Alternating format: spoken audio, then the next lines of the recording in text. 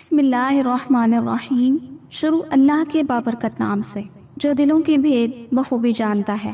ناظرین کرام، میدان عرفات میں آقا دو جہان حضرت محمد صلی اللہ علیہ وسلم نے 9 ذو الحجہ کو آخری خطبہ حج دیا تھا۔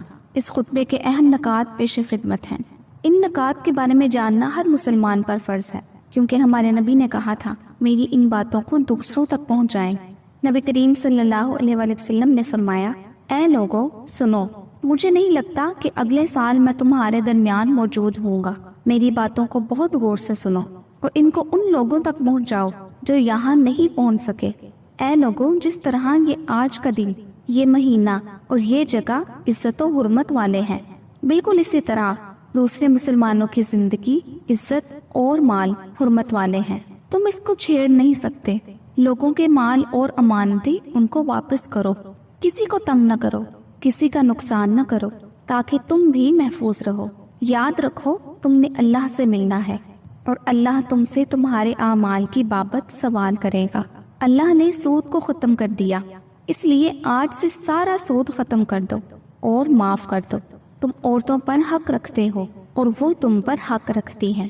جب وہ اپنے حقوق پورے کر رہی ہیں، تم ان کی ساری ذمہ داریاں پوری کرو۔ عورتوں کے بارے میں نرمی کا رویہ قائم رکھو، کیونکہ وہ تمہاری شراکت دار اور بے لوث خدمت گزار رہتی ہیں۔ کبھی زنا کی قریب بھی مت جانا۔ اے لوگو، میری بات غور سے سنو، صرف اللہ کی عبادت کرو۔ 5 فرض نمازیں پوری رکھو، رمضان کے روزے رکھو اور زکوٰۃ ادا کرتے رہو۔ اگر استطاعت ہو تو حج کرو۔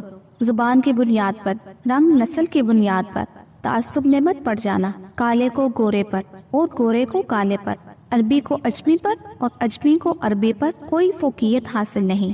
ہر مسلمان دوسرے مسلمان کا بھائی ہے۔ تم سب اللہ کی نظر میں برابر ہو۔ برتری صرف تقویٰ کی وجہ سے ہے۔ یاد رکھو تم نے ایک دن اللہ کے سامنے اپنے اعمال کی جواب دہی کے لیے حاضر ہونا ہے۔ خبردار رہو، میرے بعد گمراہ نہ ہو جانا۔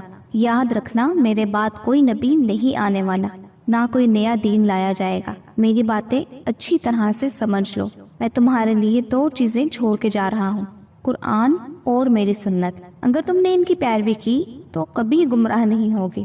سنو، تم لوگ جو موجود ہو، اس بات کو اگلے لوگوں تک پہنچانا اور وہ پھر اگلے لوگوں کو پہنچائیں، اور یہ ممکن ہے کہ بعد والے میری بات کو پہلے والوں سے زیادہ بہتر سمجھیں اور عمل کر سکیں۔ پھر آسمان کی طرف چہرہ اٹھایا اور کہا، اے اللہ، گواہ رہنا، میں نے تیرا پیغام تیرے لوگوں تک پہنچا دیا۔ اللہ تعالیٰ ہمیں ان لوگوں میں شامل کرے جو اس پیغام کو سنیں، پڑھیں اور اس پر عمل کرنے والے بنیں اور اس کو آگے پھیلانے والے بنیں۔ اللہ ہم سب کو اس دنیا میں نبی کی رحمت، محبت اور سنت عطا کرے اور آخرت میں جنت الفردوس میں اپنے نبی کے ساتھ اکٹھا کرے۔ آمین یا رب العالمین۔ اگر ویڈیو پسند آئی ہو تو میری حوصلہ افزائی کے لیے اس ویڈیو کو لائک اور شیئر ضرور کیجیے گا، اور چینل کو سبسکرائب کر کے اپنا حصہ بھی ضرور ڈالیے گا۔ اگلی ویڈیو تک کے لیے مجھے اجازت دیجیے۔ اللہ آپ سب کا حامی و ناصر ہو۔